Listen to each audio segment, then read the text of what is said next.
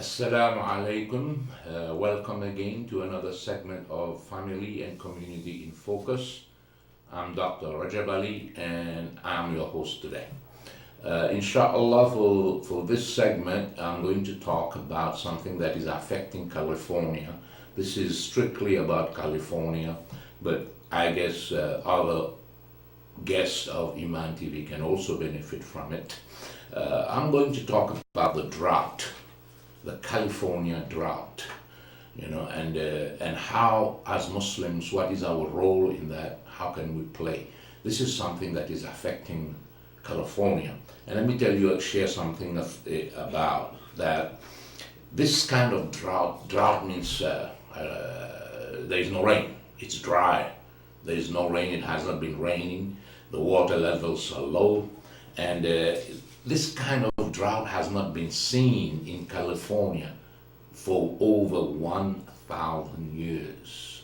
That's 1,000 years. This is significant. And this is done by Dr. Benjamin Cook, who is a NASA climatologist. That is, he's a person who studies weather, who works with the weather. His name is Benjamin Cook, and that's what he says. This pattern has not existed in California for over 1,000 years. And he says it's not getting any better. It's going to continue. This pattern of drought, of dryness, of no rain is going to stay for a while, and California is going to be under it. 98%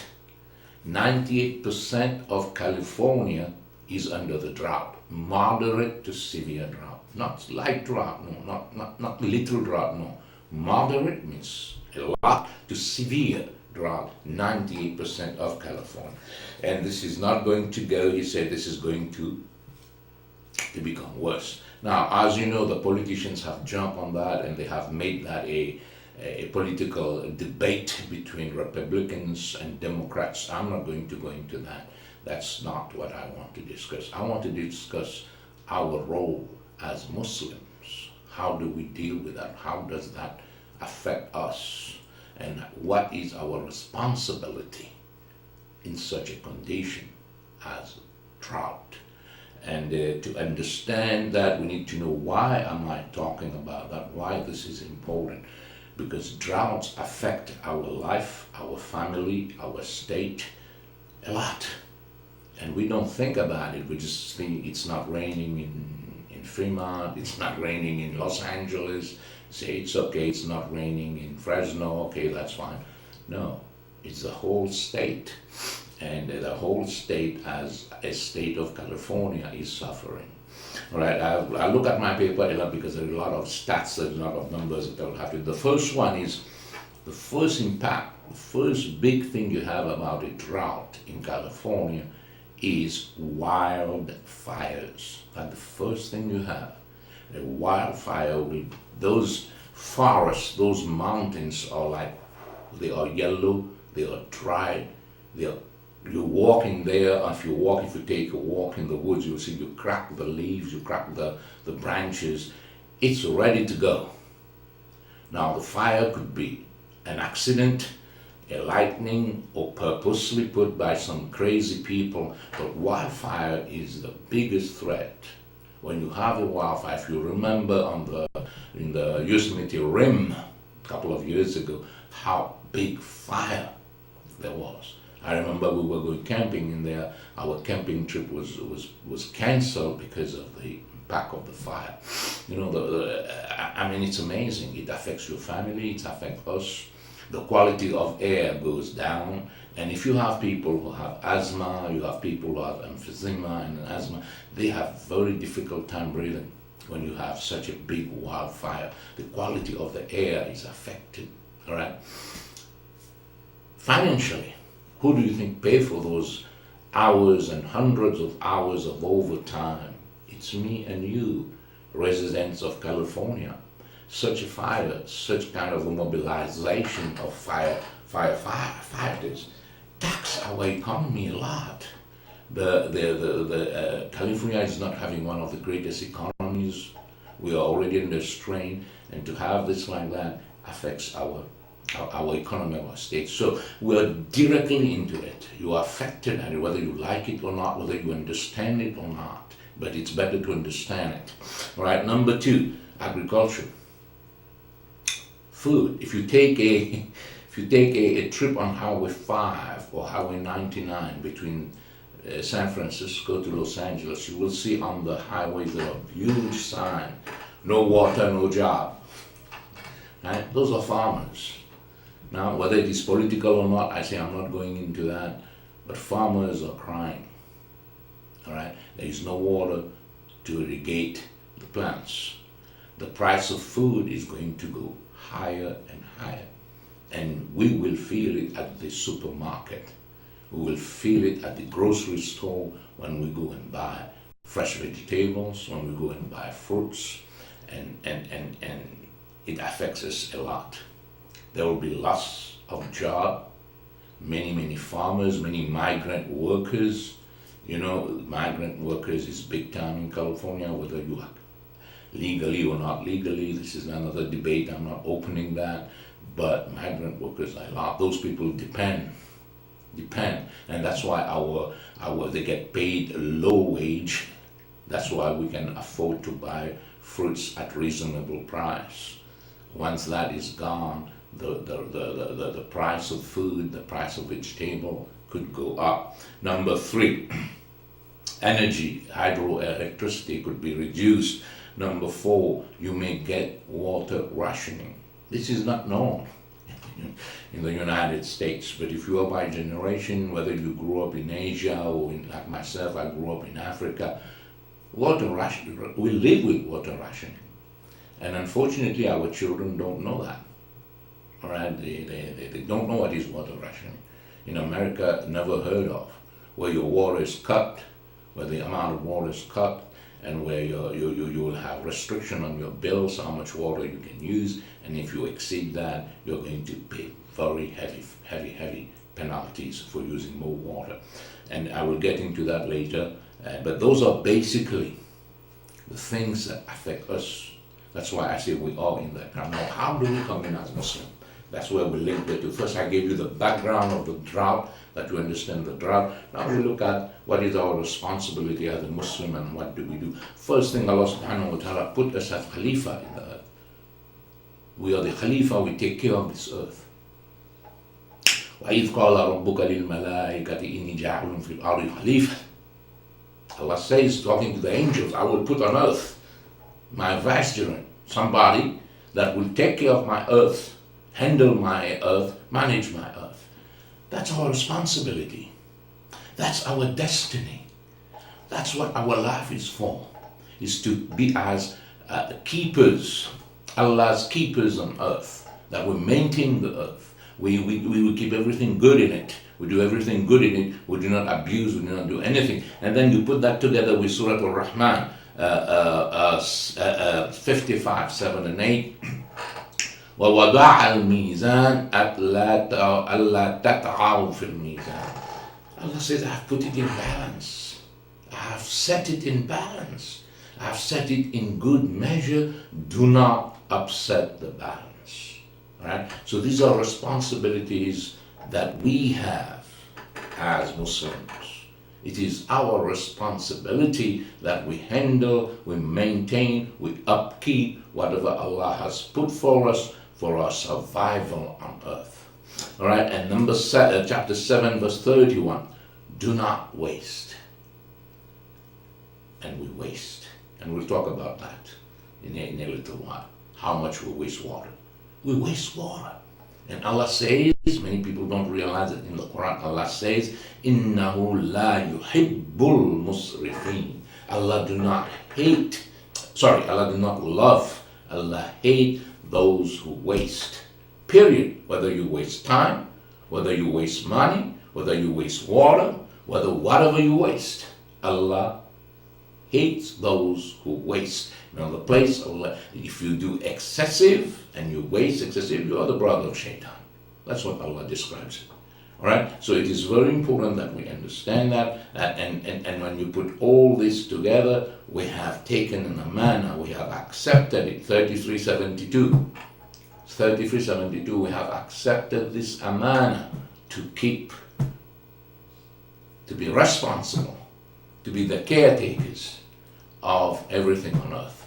And that's why we have a responsibility when our state is facing a severe drought, then we have this heavy responsibility to play our role as Muslim, and we'll see how we can do that, to do things that can remedy, that can mitigate, that can improve the situation. Because after all, Allah said 13:11, Inna Allah la yughayyiru ma biqawmin hatta yughayyiru ma bi anfusihim.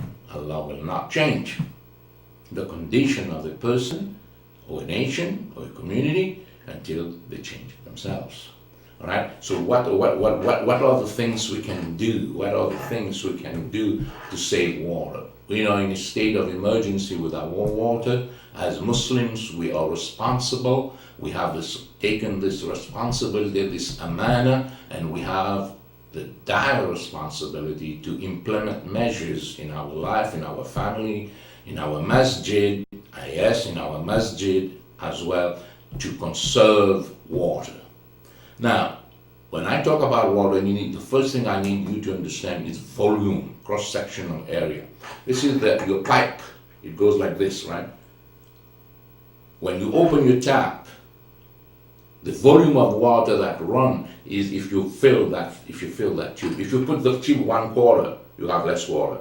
If you put the tube 1/2, you have less water.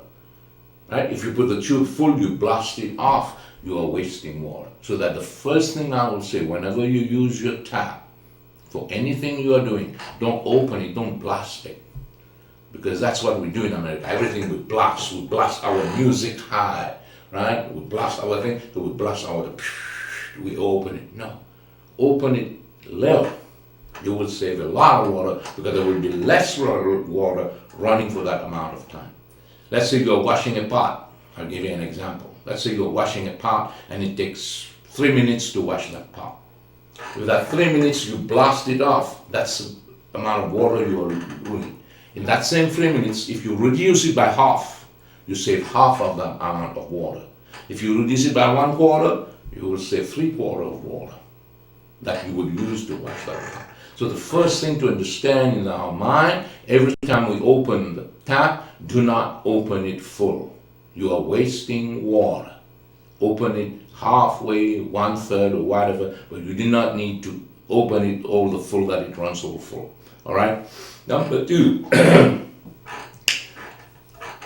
the first thing that use water in your house is your toilet. 30% of your water bills come from your toilet. All right? So that's an average family. That's for any family. 30% of your water bill comes from your toilet. So that's why they say you need to change your toilet. If you have an old toilet, especially older than 1992, you need to change. If you are renting, you need to talk to your landlord to change that. Because you need to have what we call a dual flush toilet. The dual flush toilet recognizes between solid in the toilet and liquid in the toilet. All right, and it will flush 1 gallon for solid and ½ gallon for liquid. And whereas an old toilet will flush anywhere between 5 to 6 gallons of water per flush. Can you imagine how many gallons of water are wasted? As Muslims, these are little things we can do. If you own your home, you need to do that. You need to put that in your home. If you are renting, you have a landlord, I don't know, that can get a little bit more difficult if your landlord doesn't do it. I don't know. But if you own your house, yes, please try to put dual flush toilet. Studies have shown you will save 20 gallons. Sorry, you will save 20,000. I have to look at it because there are many numbers here. You will save 20,000 gallons per year if you change your toilet into dual flush. Can you imagine that? 20,000 gallons in a year you will save. And if I tell you, just take the San Francisco Bay Area, there are around 250,000 Muslims in the San Francisco Bay Area. Do you know how many gallons of water can be saved? Subhanallah. Subhanallah. When you look at the numbers and when you look at the little thing that you can do and what a big impact it has on the numbers, then you say, yes, we are being very negligent. We are being very negligent. And as Muslims, we need to take those steps. The second thing you have is your shower. Shower, this is amazing. Shower is amazing. The same thing you will do not open the tap full when you take shower. Do not. Okay? He said you should install high power shower head that will wash your hair. If you have hair, a lot of hair, it will wash when you shampoo it, it will wash it quickly, and you will save around 150 gallons of water per month. Right? And very important, when you shower, when you are shampooing or you are showering your body, please switch off the water completely. Switch off the water completely. People take time in the shower and they keep the water running. Now, shorten your shower. A 4-minute shower uses 20 to 40 gallons. A 4-minute shower uses 20 to 30 gallons of water. And today we live, especially our children, our teenagers, boys and girls, they spend 40, 45 minutes in that shower. I don't know what they wash, I don't know what they do. I don't even want to go there, but I'm just saying, many of them spend 40, 45 minutes in the shower having no consideration at all. Having no consideration at all. So if you call that a 4-minute shower, use 40 gallons of water, and you multiply that by 10, you are using 400 gallons of water for one shower. Do you know what a waste? Do you know why Allah says, إِنَّهُ لَا يُحِبُّ الْمُسْرِفِينَ? What Allah doesn't like, Allah hates the people who waste. Do you understand that? Because one shower, you was wasting 300 gallons of water. God knows you take a shower every day, twice a day, every 2 days, I don't know. But can you imagine how much water you waste? So my dear brothers and sisters out there, whether you are young, whether you are old, we are Muslims. Tahara is part of our faith. But Tahara doesn't mean to waste. Tahara, being keep our body clean, doesn't necessarily absolutely mean waste water. You can still keep your water clean. I'm not saying don't take shower. That's not what I'm saying. All right? I'm not saying you don't take showers. No, that's not what I'm saying. You take your shower whenever you need, but you reduce the amount of water. You shorten the time of your shower. You close the tap when you are shampooing or soaping your whole body. You close that water because that water is running for waste. All right? Number 3, a washing machine. Again, they say use energy efficient, and you can go to your outlets, whatever you want, and pick up an efficient. I'm not promoting any particular brand here. No, that's not what I'm doing. I'm just saying use an energy efficient, which most people do. But what we don't do is a full load. With a full load. Again, we are careless. Especially I talk to the young people. They need to go out, they need to use that shirt. They will just go ahead, put that shirt in the machine and wash it. Without any regard that you are wasting water for only one shirt. You need to use your machine, whether your washing machine, whether your clothes or your kitchen one, the dishes. You need to make sure they are fully loaded. You are not washing with just 1/8 of a load or 1/4 of a load. Okay, that will save you money. We need to go quick. Also, we have around the house. You have to know if you have a leak around the house. An average leak will burn 2 to 5 gallons of water a day. If you have a leak, that's 2 to 5 gallons a day. And if it takes a week or month to fix that, do you know how many gallons of water you've lost? Irrigation, 50% of irrigation outdoor is wasted. This is the studies that have shown. 50% of irrigation wasted. Do not irrigate on a windy day because you're blowing the water away. the water. And you see that many times you walk on the sidewalk, you see that lawn, and you see how much water has come onto the lawn. All right. They say use drought-resistant plant. If you're making your landscaping now, if you're doing your gardening, you need to be aware of California's drought, and you'd use water drought-resistant plant. Means plant who grows well without much water. I mean, my wife is, mashallah, is very good at that. She designed she did her own landscaping, designing her thing, and she has all in the front, all water resistant plant. We don't even water the front, but it looks so well, it looks so nice. Some of you may know where I live, you can see that. It's very nice. And she always gets compliments for people passing by who walks. And we barely water it because those plants are catered to California, dry weather. They don't need much water, and they do very well in dry weather. Rather than you put something that you have to water every day or every other day. And you need to think when you are planning your landscape, you need to think of that.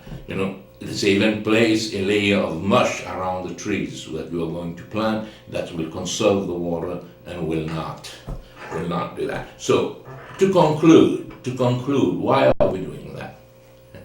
And I want to say this. Do not be the smart aleck who tell me how much money will I save. How much money will I save? You are telling me, Dr. Rajab Aly, how much money will I save? Well, I'll tell you, this is not about saving money. This is not about saving money. The average Californian who owns a home lives in at least a $500,000 home. If you are living in a $500,000 home, $10 on your water bill doesn't mean anything. It's like crime. So this is not about money.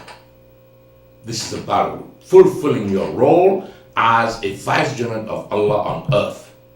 This is fulfilling your responsibility to manage the amenities, the things that Allah has given us for the human race. And that's what you are doing. It's not about how much money you will save in your bill. So we need to get that very clear in our mind. Money is not the issue here that we are saying that. Maybe for some family it is, but the average family in California, I don't think so. Right? It's more about conserving water. It's more about fulfilling our responsibility. Number two, it is a dawah. It's a strong dawah. Because on your bill, I received my bill and it says, congratulations, you are among the top most savers of water in your zip code. It's amazing. And they know I'm Muslim. They can't miss Muhammad. The name Muhammad, they can't miss it. That's dawah. That's dawah by our action. That as a Muslim, you are concerned about the drought in California, and you're taking steps that are within your control, and you are managing it, and you have become the top 20% in your zip code that saves water. It made me feel good as a Muslim when I read that. It made me feel good. This is you're being acknowledged by an agency of the state. As a Muslim, you are being acknowledged as by the agency of a state that you save water. And the masjid, please, I'll ask all masjid who are leading now, this is whether you are in California or not, I will strongly ask you to check isna.net, isna.net, and look for Dr. Ehsan Bagbi Green Ramadan. I strongly urge you. ISNA has put an advisory which Dr. Ehsan Bagdi has been working on that a long time, and he has put 5-6 steps to take for this coming of Ramadan to make Masjid green, to make Ramadan green. You need to have a policy. Now you start putting it and telling people, because you will have double if not triple people coming to your masjid making wudu in your masjid. You need to let them know they need to do that wudu with a minimum water. You need to start using biodegradable cups and plates. Don't use styrofoam. You will tell you to check that a styrofoam cup could have been put in the earth at the time of the Prophet ﷺ. It will still be that today. It doesn't break. So we need to avoid those things. please visit that and take steps in your masjid, take steps in your family, and let us play our role as Muslim. Let us control what we can control. Let us save what we can save. Let us not be among those who waste the amenities of Allah, even though it is free, it comes with price.